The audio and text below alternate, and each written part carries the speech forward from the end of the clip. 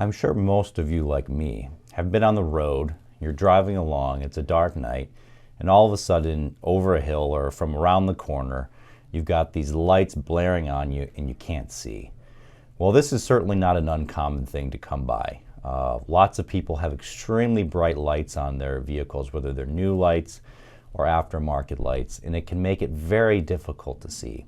And sometimes these bright lights will even cause an accident. And the question is, when you're looking to see whether there's something you can do about these bright lights causing the accident, is whether they exceeded the limits of the law or whether they somehow are driving with their brights on when they shouldn't have been. And if that's the case, you certainly would have an ability to file a claim for personal injury or other types of damages that you might have received as a result of an accident caused by these bright lights. And you know, we see it quite often where bright lights do create distraction, they do create accidents, and so it's not uncommon. And you know, most people's reaction is to get upset and furious because what's the point of these super bright lights? And to be honest, it doesn't seem like they need to be there all the time. And that's certainly the case when they exceed the limits or when they're driving with their brights on with no reason to. And so if you've been injured and the cause have been lights, you need to maybe contact a lawyer to see if there's anything you can do about maybe getting compensation for your injuries as a result of being blinded or distracted by these lights.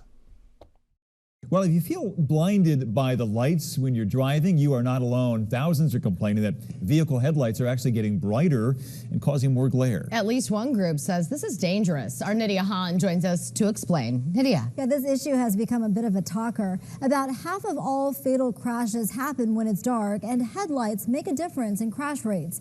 The Soft Lights Foundation is calling for a ban on what it calls blinding headlights, circulating a petition that has more than 41,000 signatures.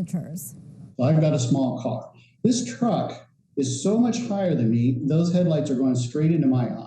More people are buying taller vehicles. In 2010, 56% of vehicles sold were SUVs or trucks. By 2021, they accounted for 81%. How is that going to be safe? So there's a mismatch between small cars and super large cars that NHTSA should be having standards for that. The Soft Lights Foundation says another factor is LEDs. It says the intensity and color temperature distract drivers, causing accidents and illness like migraines and more. We're very concerned about long-term health of our eyes, such as macular degeneration. The Insurance Institute for Highway Safety tests and rates headlights for visibility and glare.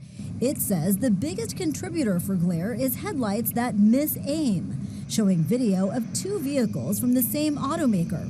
Both have LED headlights, but one creates excessive glare while the other does not. If the aim is wrong after they've been put on the vehicle, if they're too high, pointed too high, that they can cause too much glare. The IIHS says research shows nighttime crash rates are nearly 20% lower for vehicles with headlights rated good compared with vehicles with headlights rated poor. But it also says it is seeing improvement. Overall, even with all of those three things, the amount of glare that an average vehicle is putting out is actually coming down over the past few years. For the 2023 model year, the IIHS found 5% of the headlights tested had excessive glare, compared with 20% in the 2017 model year. Driving beams continuously adjust the beams and are now legal to use, but experts say it could be years before that technology becomes common. Sarah, back to you. Yeah, I think we're all familiar with this. Nydia, thank you.